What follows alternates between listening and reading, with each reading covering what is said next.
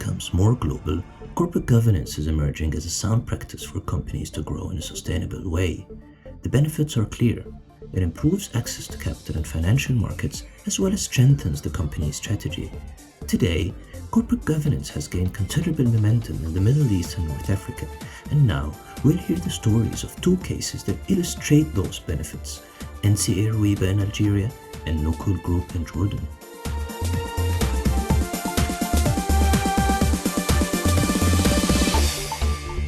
Well, the company started as a family business by my father in 1952. It was a trading company. It was until 1958 when he started his first industrial activity at the time. And the group ever since has evolved a lot in terms of number of companies and diversity. Today the group has 31 companies all over the Middle East and North America. The group today has around 6,000 people with the 31 companies, and it prides itself with the manpower pool of, in my opinion, one of the most qualified in the region, if not the world. So this is our major asset that we pride ourselves with.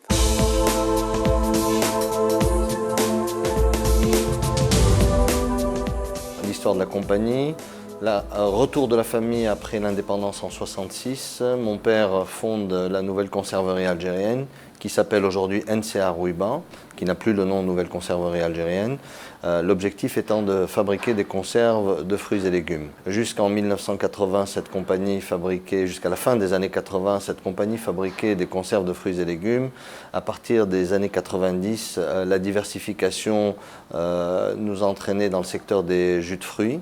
Et la spécialisation a été confirmée au début des années 2000 où nous avons abandonné l'activité de conserve de fruits et légumes. Début des années 2000, ça a coïncidé aussi avec un grand changement, un grand bouleversement au sein de la compagnie, puisque nous avons introduit au sein de l'entreprise un fonds d'investissement et nous avons transformé l'entreprise d'une SARL familiale en société par action, donc jusqu'à aujourd'hui. Many companies realize that it is in their interest to introduce corporate governance as they observe the benefits through their own experience. Yet, learning how to apply these principles in a gradual or incremental manner can make the process easier to undertake. So, why did Nukul Group and NCA Ruiba invest in corporate governance, and how was it done? I joined my father in 1985. It was a one-man show, a self-made man who was doing everything, putting 16 hours a day.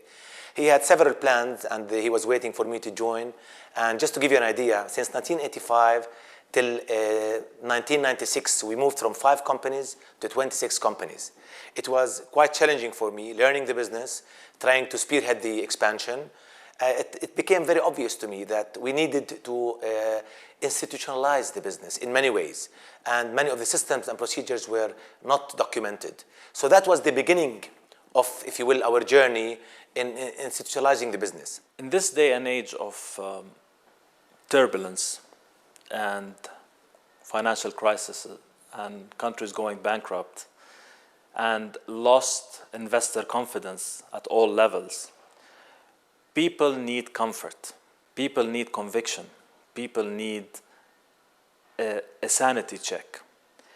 So for those that want to invest with you in these organizations or organizations that have corporate governance, for them to see the model truly operating and it's truly reflected within the organization will bring that comfort to them and will give you an advantage over the other proposed investments that others are proposing to them. In order to spearhead the expansion plan at the time, it was necessary for me to do many things, just out of common sense and business sense, to recruit top people, to have systems in place, to have rewarding mechanism, bonuses, profit sharing, to have accountability measures in place, and to have a clear vision so that everyone in the group knows exactly where we're heading and where we want to be in 10 years down the road. Now, this was not easy. The challenges were immense, but it took a lot of dedication, sacrifice, believing in the mission, and hard work, of course. And I realized early on that we were the bottleneck because we were two doing most of calling all the shots, and it was difficult for us. And again, that's how we evolved. We realized that I needed to prepare everything, document everything, and I worked with the team internally first, and then we started bringing in some consultants as we moved forward.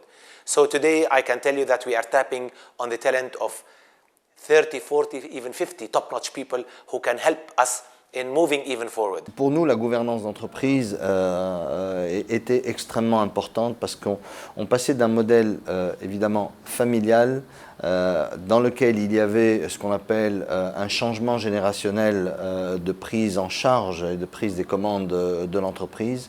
Et ce changement générationnel devait être accompagné de la mise en place de règles de jeu qui soient suffisamment transparentes pour toutes les parties prenantes et surtout pour les actionnaires membres de la famille. Maintenant, gouvernance d'entreprise aussi signifie aussi une excellente visibilité vis-à-vis des tiers, donc que sont les banques, les institutions donc, gouvernementales avec lesquelles nous travaillons, l'administration et aussi les fournisseurs et surtout les employés de l'entreprise qui étaient davantage rassurés à travers la mise en place de cette nouvelle façon de fonctionner qu'on appelle aujourd'hui gouvernance d'entreprise. Tout cela était, disons, inspiré par un souci de transparence. Dans une entreprise familiale, on a besoin d'être transparent. Il peut y avoir des enjeux, des conflits, des suspicions, mini-suspicions, on va dire. Il faut dire les choses comme elles sont, qui n'existent peut-être pas dans une entreprise classique et qu'on a besoin de traiter aussi et d'en éviter les conséquences. Donc, être transparent était un souci majeur pour nous, qui a été décliné donc, de la simple gestion des processus opérationnels jusqu'au pilotage stratégique de l'entreprise. En complément, ce que je voudrais rajouter, c'est que dans des entreprises familiales, la mise en place de gouvernance d'entreprise permet aussi de réduire de façon considérable les tensions entre les actionnaires membres d'une même famille et ouvre la porte à la mise en place de conseils de famille et une charte de la famille. Parce que très souvent dans les entreprises familiales, ce que nous voyons, c'est que le management de l'entreprise familiale est entre les mains des membres de la famille qui n'ont pas forcément les compétences pour. La gouvernance d'entreprise permet de mettre sur la table ce sujet important de la bonne personne à la bonne place dans la structure organisationnelle de l'entreprise sans absolument donner du crédit au caractère familial ou non de la personne. Alors, ce qui a réellement changé, de mon point de vue, c'est chaque acteur, chaque partie prenante, stakeholder en anglais, chaque partie prenante a eu un comportement qui a complètement changé avec notre entreprise. Premièrement, les employés de l'entreprise. Les employés de l'entreprise, le niveau de bien-être qu'ils ont perçu et le niveau de sûreté qu'ils sentaient, ils étaient rassurés par le management de l'entreprise. Deuxièmement, les fournisseurs de l'entreprise, on a vu un changement d'attitude puisqu'ils étaient prêts à faire des concessions beaucoup plus importantes. Troisièmement, les bailleurs de fonds. L'entreprise s'est ouvert à un champ de bailleurs de fonds extrêmement important, c'est-à-dire les banquiers, d'autres fonds d'investissement, les institutions financières internationales, nous regardaient différemment et nous accordaient énormément de crédit. Et en dernier lieu, les actionnaires qui, eux, au début avaient une attitude assez, disons, frileuse vis-à-vis de cette notion de transparence et de gouvernance d'entreprise et qui se sont retrouvés dans une situation où ils étaient très contents de ce mécanisme de gouvernance. In the MENA region, companies tend to focus on 4 important elements to improve their corporate governance practices. First, strengthening the effectiveness of the board of directors. Second, improving the company's transparency to the public. Third, planning for the company's succession to future generations. And finally, establishing long-lasting corporate values.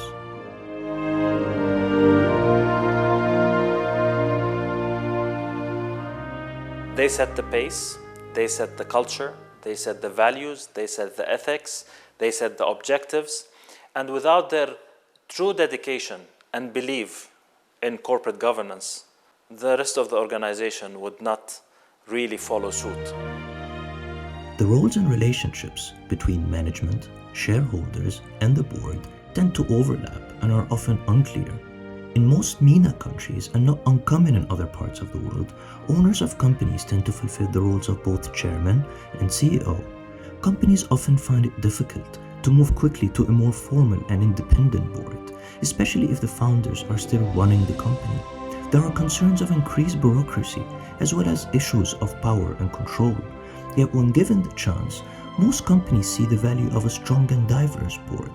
One way to make the transition is to begin by forming an advisory board or committee that can provide advice without destabilizing the existing ownership and power structures.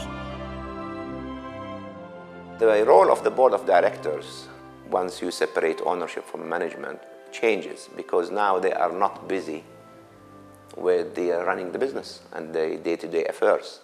And this enables the board of directors to have the helicopter view of what the organization is doing and where it's going. So our board of directors, what they do is they appoint the CEOs, they approve the appointment of the first line of reports to the CEOs, they approve strategy, and they look at results. As part of the board, we have also committees, 2 committees. One of them is the audit committee, and this reviews the reports of internal, external auditors and ensures that financial controls and financial governance are in place. And sometimes it goes beyond financial, like IT, like human resource issues. So we started off with an advisory board that was 7 years ago with 2 independent board members. And to be honest, at the time, the selection was based on my intuition. But as we evolved, and it served a lot, to be honest, but I felt deep inside that it was not as effective as I wanted it to be, similar to all the other things that we have done in the group. So basically we evolved, and when we separated management from ownership, we started thinking of a new board, and we put down a criteria, a scientific criteria, on what do we need in the new independent board members. And finally, we put a short list of 10 individuals from outside the group, not shareholders, not in the business, not in the industry, because I needed diversity.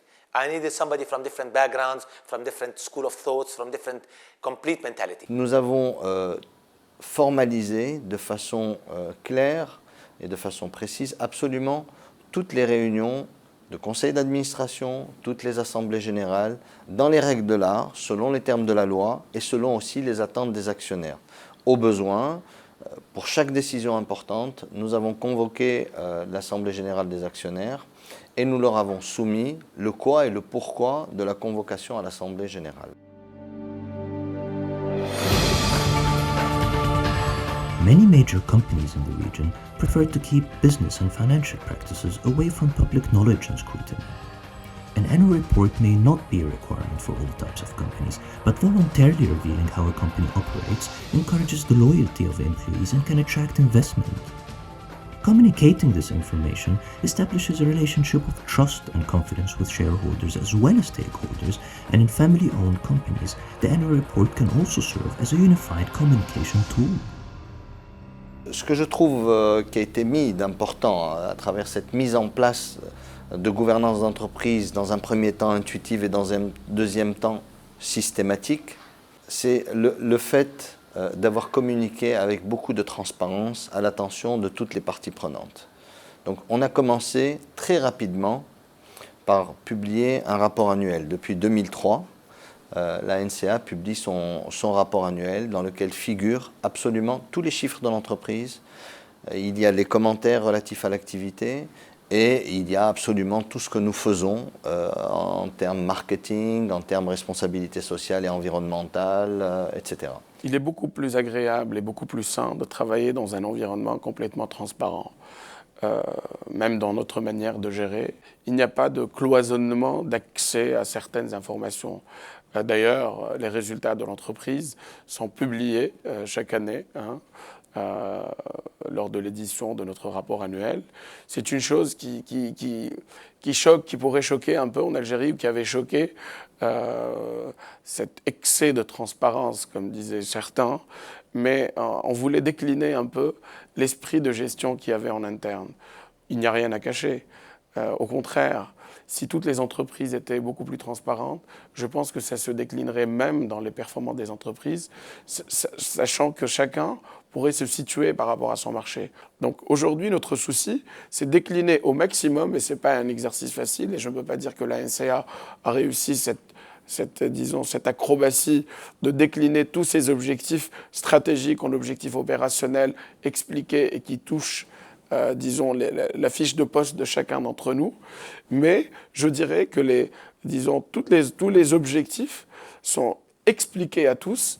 Il y a un consensus autour de la vision de la NCA, autour des objectifs stratégiques, et c'est le seul moyen de fédérer l'intérêt de tous et l'implication de tous. Essentially, the annual report is based around the financial performance of a company. And the reason for that is you cannot add market share to employee turnover to efficiency of production together because each has a different unit.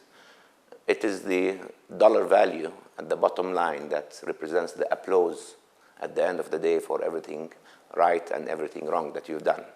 So this is the start of it. But then you realize soon that the numbers do not tell you the full story. So you need to have more data on the report, on things regarding, for example, market share performance, employee turnover, employee satisfaction. But by the time you've finished, you realize that as an entity, an organization, your success is measured by your relationships with suppliers, customers, employees, shareholders, government, community, and the environment. Training and communication without actual on-job involvement and people experiencing what you're talking about doesn't work. This comes through, for instance, enforcing the annual report. In the annual report, you always need to scrutinize it and question what is submitted to you. So people will be on their toes to ensure that what they're writing reflects what reality is on the ground. So for instance, if they tell you, we are embodying the code of ethics, and you know that you have several code of ethics violations in the organization, you need to call them in and tell them, listen guys, I don't want you just to put it in the report just for the sense of the putting in the report, and hold them liable for it.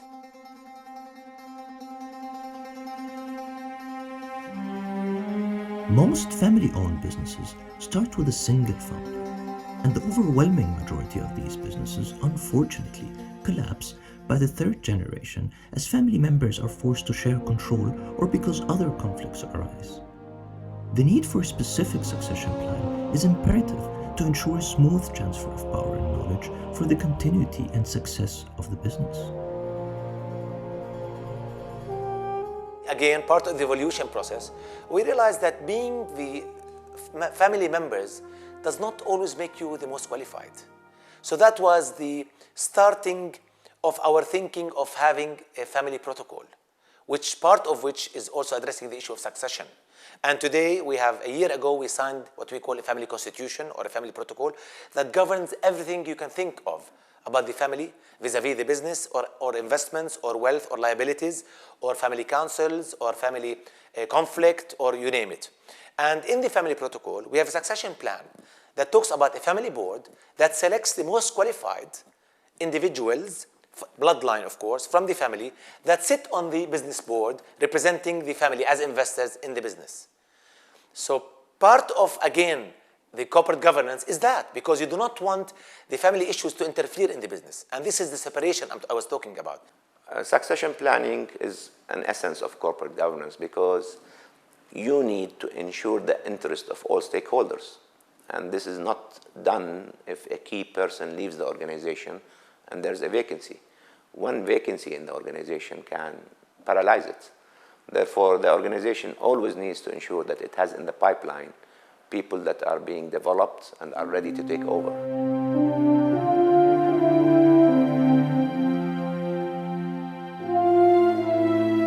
Core values shape and define the character and culture of a company. A code of conduct or a code of ethics can help preserve the spirit of the company, especially as family-owned businesses go through generational transitions. These types of codes are an important tool to define values, clarify expectations, and provide guidance to employees about how they should behave when performing their work. I think the most important part, the soft part of the organization, it is the core values. It is how people are expected to behave. Now, no matter how many systems you put in place, you cannot cover everything. And you need to preserve the entrepreneurial spirit of the people as well. So you don't need to delay the process and slow down the organization with bureaucracy and long systems. So at the end of the day, you need a set of behaviors that are acceptable in the organization, okay, and beliefs that the organization has to become the unifying factor. Another part of it was accountability. Now, if you just throw it there and you don't hold people accountable to it, nobody will take it seriously. So we had to take victims, if I may say, along the way, people who infringe on a core value, and then ensure that accountability is practiced and that communication is also followed to other people, you know. So you're showing the people, this is what happens if somebody behaves very well and aids and enhances the behavior of the organization within the framework, and then you had to show examples of the opposite as well. The reality of corporate governance is not just in systems and values and ethics that all corporations need to embody, but it is a true connect between the boardroom to the shop floor to ensure that it is communicated effectively, everybody understands it, and it is woven within the fabric of the organization in a true sense. Finally, codes and regulations can be useful to set guidelines for minimum requirement or best practices. But it is only by realizing that corporate governance is not just a box-ticking exercise. It simply makes sense. During the journey, I feel that when you thrive for success, everything else follows. But if you look for only profits, you could get blinded easily. And profits could come and go, money can go and go, but success in the true sense, in its complete form, is what we thrive for. And my word to any generation, in family business or elsewhere, is to look for success in everything you do, whether it's CSR, philanthropy, corporate governance, or running your business. And profits will come later. A very important hadith sharif from Prophet Muhammad that I always use, and I cannot emphasize it enough, which is, إِنَّ اللَّهَ يُحِبُّ أَنْ قَامَ أَحَدَكُمْ بِعَمَلٍ أَنْ يُتْقِنَهُ, which means that God likes if anybody does something to do it right. And I cannot emphasize it enough. If you do things right, this is what counts. No matter how trivial you think it is, or no matter in which field it is, business, philanthropy, society, even your family, friends, what have you. I think what we need in our culture is to keep reminding ourselves of this very important saying.